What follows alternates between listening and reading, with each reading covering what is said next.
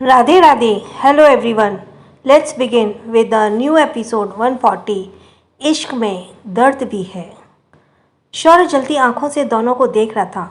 दुआ का हंस हंस उससे बात करना उसके गुस्से की आग को बढ़ा रहा था। शौर्य ने अपनी मुट्ठी बंद कर ली और मुंह फिर उसकी एक गहरी सांस ली। राज सिचुएशन को समझते हुए दोनों के पास आया और दुआ से बोला, चले हम शौर आ गया है। दुआ ने हाँ में सिर हिलाया और राज के साथ चली गई। शांतनु उसे जाते हुए देख मुस्कुरा रहा था और शौर्य उसे घूर रहा था। शांतनु की नज़र दुआ के हटकर शौर्य पर गई तो वो उसे देख मन ही मन खुद से बोला, इसे क्या हुआ? ये क्यों मुझे ऐसे देख रहा है? शौर्य तब भी उसे खा जाने वाली नज़रों से देखता रहा। तभी राज उसके सामने आकर बोला, अभी चलें? उसे बाद में घूर लेना। वो चारों खाली मैदान में खड़े थे। जगह देखते हुए रिद्धि ने कहा, साइट तो अच्छी है, I think this is perfect for this project. उसकी हाँ में हाँ मिलाते हुए राज ने कहा, I also have to said nice place. Dua Suraj की किरणों से बसते हुए एक साथ अपने सर पर हाथ रखते हुए चारों तरफ नजरें दौड़ा रही थी और शौर्य सब भूलकर सिर्फ उसे देखने में लगा था। रिद्धि शौर्य के पास आ रही थी, तभी उसकी हाई हील्स हल्की सी स्लिप हो गई और वो गिरने लगी, पर उसने जल्दी से खुद को संभाल लिया और उसे साइड में देखा जहाँ एक बहुत बड़ा गड्ढा था। गड्ढा देखकर वो अपने सीने पर हाथ रखते बोली, थैंक गॉड बच गई। बोलते हुए उसने आंखें बंद की और आंखें खोली तो उसकी नज़रें दुआ पर गई जो उसे कुछ दूरी पर खड़ी थी। उसे देखकर फिर गड्ढे को देख वो धीरे से मुस्कुराई और वो वॉक करती हुई अनाया के पास गई और उससे बोली, तुमने कहा की जगह देखी वो बहुत अच्छी है, चलो ना एक सेल्फी लेते हैं। रिद्धि की बातें सुन दुआ ने उसे ऐसे देखा जैसे वो कोई पागल हो। उसे क्या हुआ? काट खाने वाली बिल्ली आज प्यार जता रही है? उसने मन ही मन खुद से कहा और रिद्धि के साथ चल दी। शौर्य ने उसे रिद्धि के साथ जाते देखा और बोला, ये दोनों कहाँ जा रही हैं? तभी राज उसके पास आया और वो उससे बात करने लगा। रिद्धि उसी गड्ढे के पास दुआ को ले गई और उसने एक दो सेल्फी देख बोली, यह अच्छी सेल्फी नहीं आई। अनाया, तुम ना इधर आ जाओ, यहाँ से अच्छी आएगी।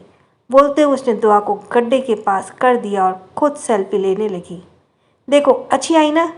फ़ोन उसकी तरफ बढ़ाते हुए रिद्धि बोलो तो दुआ उसके फ़ोन में सेल्फी देखने लगी।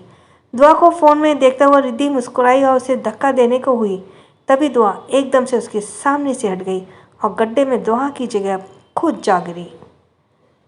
मिट्टी वाले पानी में उसके सारे कपड़े गंदे हो गए। उसकी सारी मेहनत पर कीचड़ वाला पानी फिर गया और दुआ उसे देख धीरे से मुस्कुराई तो वहीं रिद्धि झुंझला कर गुस्सा कर बोली, शिट शिट शिट। उसके हाथ दुआ की तरफ बढ़ाते हुए कहा, अनाया मुझे बाहर निकालो।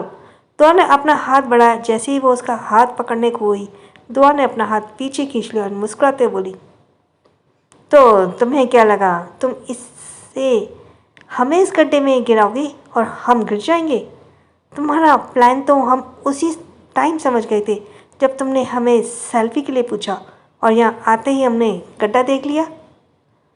दुआ की बात सुनकर रिद्धि अपनी मुट्ठी जोर से बंद करते हुए दांत पीसते हुए बोली, अनाया आराम से छोटी बहना, चिल्लाओ मत, एनर्जी वेस्ट हो जाएगी। तुम्हें अभी यहाँ बहुत देर तक रहना है क्योंकि हम जा रहे हैं। बाय। नहीं अनाया, तुम मुझे यहाँ छोड़कर नहीं जा सकती। देखो हम बहनें ना, we are sisters. Anaya, Riddhi चिल्लाते हुए कहा। बहनें? अच्छा, तुम्हें अब ख्याल आया हम बहनें? ये तुमने उस वक्त क्यों नहीं सोचा जब तुम हमारे हस्बैंड को सीड्यूस कर रही थी? दुआ उसे घूरते हुए कहा, क्यों क्यों नहीं? तुम्हें कोई गलतफहमी हुई होगी क्या? मैं तुम्हारे पति को सीड्यूस क्यों करूँगी?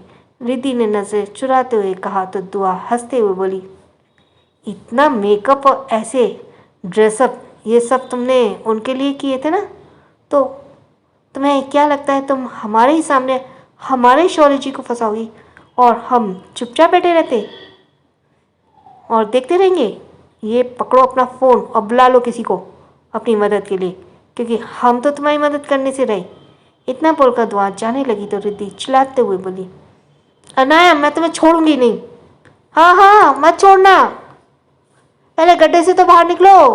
बोलते हुए दुआ वहाँ से चली गई और दोनों के पास आकर शौर्य को इग्नोर कर राज से बोली, राज जी अब चले हम? हाँ चलते हैं। रिद्धि कहाँ है? दिख नहीं रही। राज इधर उधर देखते हुए कहा तो दुआ जल्दी से बोली, वो चली गई। वो यहाँ धूप बहुत ज़्यादा है ना, उसे डर था कहीं धूप में उसकी स्किन ज़्यादा डैमेज ना हो जाए। शौर्य एकटक दुआ को देखते हुए उसकी बात सुन रहा था और वो मन ही मन खुद से बोला, एक ही दिन में ये लड़की झूठ बोलना भी सीख गई। इसे जल्द से जल्द वहाँ से लाना होगा। पता नहीं तब तक ये लड़की और क्या क्या बुरी आदतें सीख जाएगी।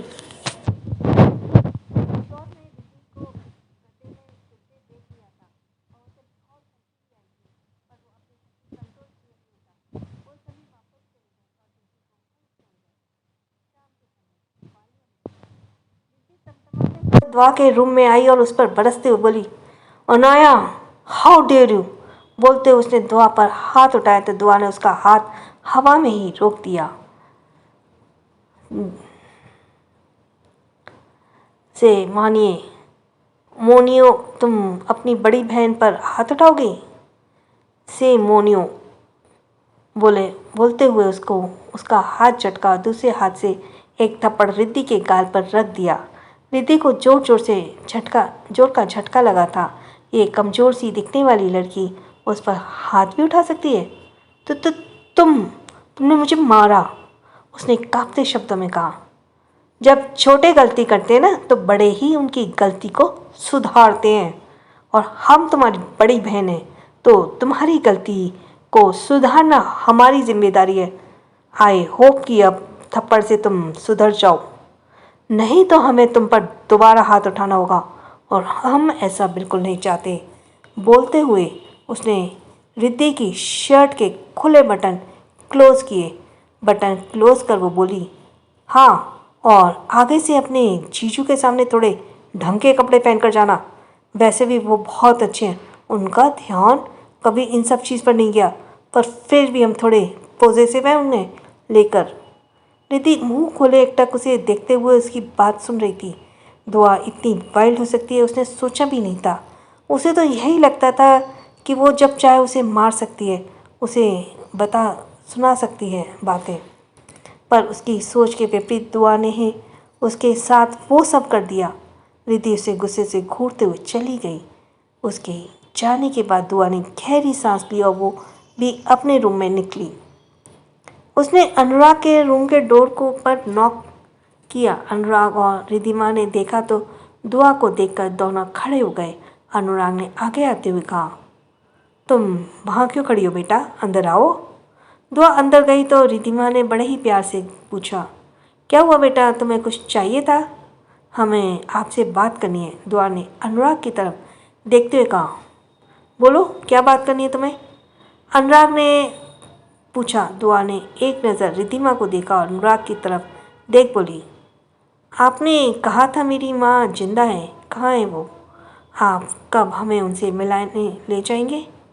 दुआ ने कि इस सवाल पर रिद्धिमा और अनुराग दोनों ने एक दूसरे को देखा और अनुराग ने दुआ के सर पर हाथ रखते हुए कहा, बेटा बहुत जल्द मैं तुम्हें उससे मिलना दूंगा। तुम अभी तो आई हो, जाओ अपने रूम में आराम करो। दुआ अजीब से भाव के साथ वापस चली गई। उसके जाते ही रिद्धिमा ने भौहें सिकुड़ कर कहा, तुमने उसे झूठ बोला कि उसकी माँ जिंदा है। अगर मैं उसे ये नहीं कहता तो वो यहाँ आने के लिए कभी नहीं मानती। अनुराग बोला, अगर ये सच पता चल गया तो वो यहाँ से चली जाएगी। रिद्धिमा बोली, नहीं वो यहाँ से जा नहीं सकती अब, तब तक बिल्कुल नहीं जब तक वो ना हो जाए जो मैंने सोचा है। अनुराग ने सोचते हुए कहा। रिद्धिमा बोली, क्या उन तक इसके मिलने की खबर पहुंची? जल्दी ही पहुंच जाएगी। मैंने अपने आदमी से कहा कर उनके विल के बारे में पता करवाया है। जल्दी ही हमें उसके बारे में भी पता चल जाएगा। मेरी परसों की मेहनत अब जाकर पूरी होगी। दुआ अनुराग से बात कर अपने रूम में आई और डोर अंदर बंद कर लिया। वो डोर के सहारे ही टिक कर खड़ी हो गई। उसने आंखें बंद की तो उसकी आंखों में कुछ बूंद आंसू छलक आए थे।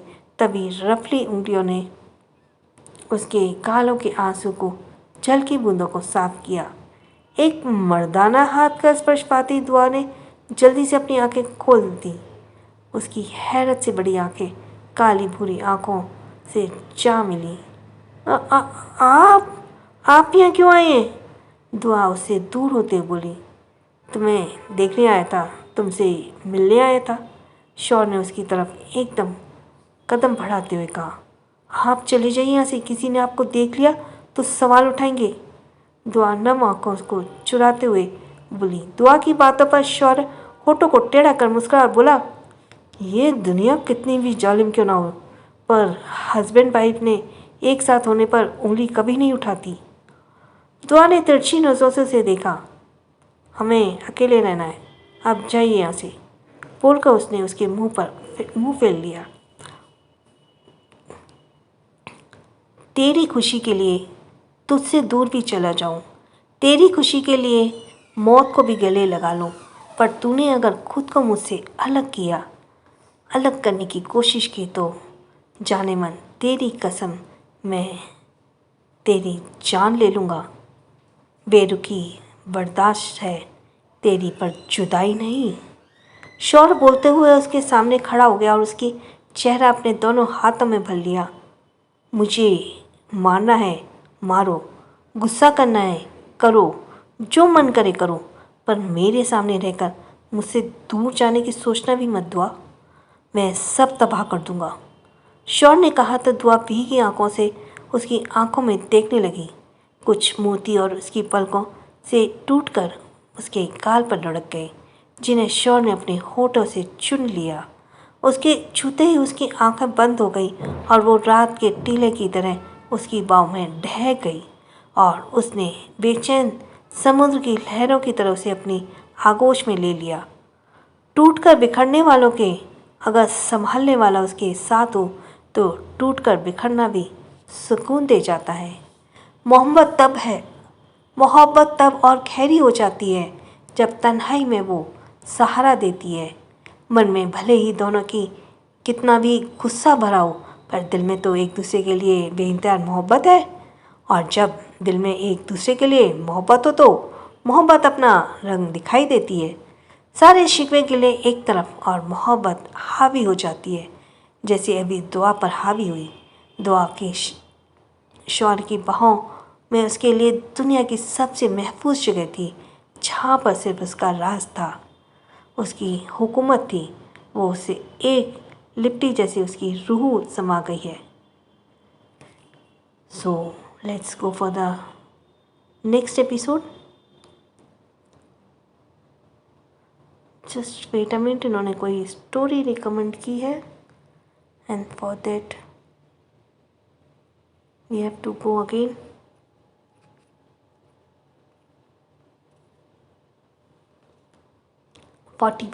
She is sister.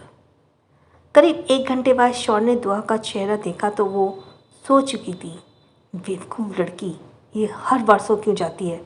वो उसके चेहरे को देखते हुए हल्की मुस्कान होठों पर लिए बोला। वाकई शौर के होठों पर स्माइल बहुत खूबसूरत लगती थी। वो उसके हैंडसम चेहरे पर और भी फपती थी, वो उसे और भी ज़्यादा अट्रैक्टिव बनाती थी। उसने किसी कीमती चीज़ की तरह उसे संभाल कर अपनी बाहों में उठाया और उसे बेड पर सुला दिया। बेड के ग्राउंड से टिक कर कुछ देर यूँ ही उसके बगल बैठा उसे देखता रहा। उसके हाथ धीरे धीरे उसके सर को सहला रहे थे। शौर ने अपना फ़ोन साइलेंट पर किया हुआ था, इसलिए वाइब्रेट होने से उसने अपना निकाला और देखा कॉल अभय की थी और उसने रिसीव कर फ़ोन कान पर लगाया। अनमय की। अनमय ने कुछ कहा तो शौर्य बोला, ओके मैं अभी आ रहा हूँ। उसने कॉल कट कर दुआ को देखा और हल्की स्माइल करते हुए उसके सर को सहलाया और झुककर उसने लब उसके माथे पर रख दिए। बहुत जल्द मैं तुम्हें यहाँ से ले जाऊँगा माय एंजल। उसके चाँद से चेहरे को देखते हुए शौर्य बोला और अपने लबों को उसके लब पर रख दिया। वो जैसे आया था वैसे ही लौट गया। इधर शांतनु फिर से दुआ की पेंटिंग के पास खड़ा उसे निहार रहा था। तुम्हें अपने बनाने का जुनून सर पे है। कब से है मुझे आदत, बना लो। एक बुरी कहना ये तुमसे है। तुम्हें अपना बनाने का जुनून पे है। बैकग्राउंड में गाना चल रहा था और शांतनु एकटक दुआ की पेंटिंग को मुस्कुराते हुए निहारे जा रहा था। आज तुमसे बात करके मुझे जो खुशी मिली है मैं तुम्हें बता नहीं सकता अनाया। बोलते हुए उसने आह भरी और अपना एक हाथ पेंटिंग में बने उसके चेहरे पर फेरने लगा। तुम इस बेचैन दिल का सुकून बन गई हो। तुम्हें देखकर मुझे जो खुशी मिलती है उसे लफ्ज़ों में बयान नहीं कर सकता Anaya. I think I fall in love with you. मुस्कुराते हुए वो दुआ की पेंटिंग से बातें कर रहा था कि तभी उसका फ़ोन रिंग हुआ। उसने देखा कॉल उसके आदमी की फ़ोन रिसीव कर उसने कहा, मैं आ रहा हूँ। फ़ोन जेब में रखते हुए वो अपने बेडरूम से निकलकर लिविंग रूम में आ गया। वहाँ उसका आदमी खड़ा था। उसके हाथ में एक फ़ाइल थी। शांतनु ने फ़ाइल लेते हुए उसे खोल कर पढ़ने लगा। शांतनु ये तो जानता था अनाया अनुराग की खोई हुई बेटी है जिसे वो अनुराग के कहने पर ढूंढ रहा था, पर उसे इसके अलावा अनाया के बारे में कुछ नहीं पता था। उसने अपना आदमी से कहकर दुआ की बीती ज़िंदगी के बारे में पता करवाया था। तो तुम अनाया से पहले दुआ थी। Nice name. वो फाइल पढ़ते हुए बोला। वो दुआ की सारी डिटेल्स पढ़ रहा था। तभी एक नाम पर जाकर वो रुक गया। SSR। वो ये जानकर चौंक गया। अनाया SSR की बीवी है। उसके पैरों तले से मानो जमीन ही खिसक गई। उसे जोर का झटका लगा। जिसे वो अपना बनाने के सपने सजा रहा था वो पहले से किसी और की हो चुकी थी, और वो भी किसी ऐसे वैसे इंसान की नहीं, SSR की बीवी थी। वो मिसेस शौर्य सिंह रायज़ादा बन चुकी थी। उसे अब समझ आया शौर्य उसे क्यों ऐसे देख रहा था। वो शौर्य की घूरती नज़रों का मतलब अब समझा था। उसने गुस्से में फाइल के हर एक पन्ने को फाड़ दिया और वहाँ रखी सभी चीज़ों को तहस नहस कर दिया। वो टेबल पर लात मार जोर से चिल्लाया, शौर्य! आखिर हर बार शौर्य से जाने अनजाने में मात दे ही जाता था, और इसी गुस्से और जलन की भावना से ही वो अभी कांप रहा था। उसने पूरे रूम में जो तबाही मचाई थी उसे देखकर लंबी लंबी सांसें लेते हुए वो खुद से बोला, the fight wagon the fight begin शौर्य।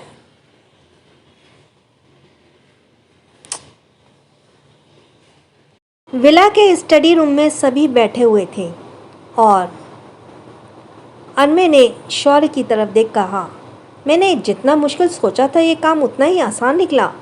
शायद इसलिए कि शरण्या वालिया शादी से पहले एक हाई क्लास फैमिली से बिलोंग करती थी। अनमे को बीच में रोकते हुए राज बोला, ये तो उसके शादी के बाद का सरनेम है। शादी से पहले उसका सरनेम क्या था ये बता। भरद्वाज। अनमे बोला तो सबने उसकी तरफ चौंक कर देखा। क्या शरण्या वालिया टेक्सटाइल इंडस्ट्रीज के किंग समर्थ भरद्वाज की बेटी हैं?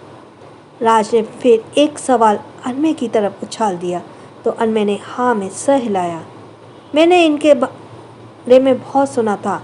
ये पहले दिल्ली में ही रहते थे, फिर कुछ कारणों से बम्बई शिफ्ट हो गए। राज ने एक्सप्लेन किया। तुम आगे बताओ, शौर्य ने कहा। समर्थ भारद्वाज के 2 बच्चे थे। उनका बड़ा बेटा श्रवण भारद्वाज और एक छोटी बेटी शरण्या भारद्वाज, जिसकी शादी अनुराग वालिया से हुई थी। अनमे ने बोला तो राज ने फिर से उसे बीच में टोकते हुए कहा, इसका मतलब दुआ के मामा श्रवण भारद्वाज हैं। क्या उन्हें दुआ के बारे में पता होगा? राज सोचते हुए कहा, ये तो पता नहीं, पर आगे की जानकारी हमें श्रवण भारद्वाज ही दे सकते हैं। अनमे ने कहा तो शौर्य बोला, मेरी मीटिंग फिक्स करो उनके साथ। राज ने विला की तरफ देखा तो किसी गहरी सोच में डूब गया। तुझे क्या हुआ? तू क्या सोच रहा है? राज ने पूछा। तो विशाल ने सोचने वाले अंदाज में कहा, यार चित्रा का सरनेम भी भारद्वाज है। हाँ, राज बोला, तो ये कहना चाहता हूँ चित्रा उसी भारद्वाज फैमिली से है। अनमे ने शंका करते हुए कहा, हो सकता है, विशाल ने अनुमान लगाते हुए कहा, पर यार भारद्वाज तो बहुत लोगों के सरनेम होता है। राज ने कहा, हाँ, पर मैं जिस रात उसे मिला था वो बहुत डरी हुई थी। उसने अपना चेहरा छुपाया हुआ था। वो भाग कर आई थी और किसी ने छुप रही थी, और वो भले ही भी मुझे मुंबई रेलवे स्टेशन पर थी। विशाल उसके दिन की पूरी बात बताई तो सबकी बातें सोचने लगे। तभी शौर्य ने कहा, चित्रा को बुलाओ। विशाल ने टाइम देखा, रात के 10 बज रहे थे। वो टाइम देख बोला, अभी तो 10 बज रहे हैं, कल मैं उसे यहाँ ले आऊँगा। तो शौर्य ने उसकी तरफ देखकर कहा, अभी लेकर आओ उसे, हमारे पास टाइम बहुत कम है। विशाल, शौर्य का इतना सीरियस देखकर विशाल बस हाँ में सिर हिला दिया। उसने अनमय की तरफ देखा और चलने का इशारा किया। दोनों ही फ्लैट के लिए निकल गए। इधर राज ने शौर्य से कहा, इतनी जल्दबाजी क्यों कर रहा है? हम कल भी उससे पूछ सकते थे। दुआ अनाया है, ये तो पता चलते ही वो उसे ले गया। कुछ तो ऐसा है जो अनुराग करने वाला है। उसे वहाँ ले जाना, सबसे उसे मिलवाना, ये सब यूं ही नहीं किया उसने। कोई तो वजह है, जरूर है। शौर्य ने सोचते हुए कहा तो राज उसकी बातों पर सोचते हुए बोला, तेरी बात में पॉइंट तो है। करीब 30 मिनट ड्राइव करने के बाद अनमय कार एक बिल्डिंग के बाहर आकर रुकी। दोनों गाड़ी से बाहर आए और लिफ्ट में जाते हुए अपने फ्लोर का बटन प्रेस किया। 3 से 4 मिनट बाद वो दोनों फ्लैट के बाहर खड़े थे और अनमय ने डोर पर नॉक किया। फ्लैट के अंदर 2 लड़कियां चिप्स का बाउल हाथ में लिए उसमें से चिप्स खाते हुए टॉम एंड जेरी देख रही थी और जोर जोर से हंस रही थी। बेल की आवाज़ सुनकर चित्रा बोली, यार इस टाइम कौन आ गया, मैं देखती हूँ। बोलते हुए आशा उठी और डोर खोलने चली गई। उसने जैसे ही डोर खोला, अनमय और विशाल को देखकर आंखें बड़ी करते हुए बोली, आप दोनों यहाँ इस टाइम? आपका उसका रिएक्शन बता रहा था कि वो दोनों को अनएक्सपेक्टेड नज़रों से देख रही थी। आयशा उनके सामने से हट गई और दोनों अंदर आ गए। चित्रा ने भी दोनों को चौंक कर देखते हुए बोली, आप दोनों यहाँ क्या कर रहे हैं? आयशा ने उसे घूरा तो उसने तुरंत अपनी गलती सुधारते हुए ज़बरदस्ती मुस्कुराते हुए बोली, ओह सॉरी, मैं भी क्या बोल रही हूँ, ये तो आपका ही घर है, आप तो जब मर्जी चाहे आ सकते हैं यहाँ पर। बोलते हुए उसने एक हाथ गले पर रख सहलाया और नज़र चुराने लगी। विशाल उसके सामने आते हुए बोला, चलो।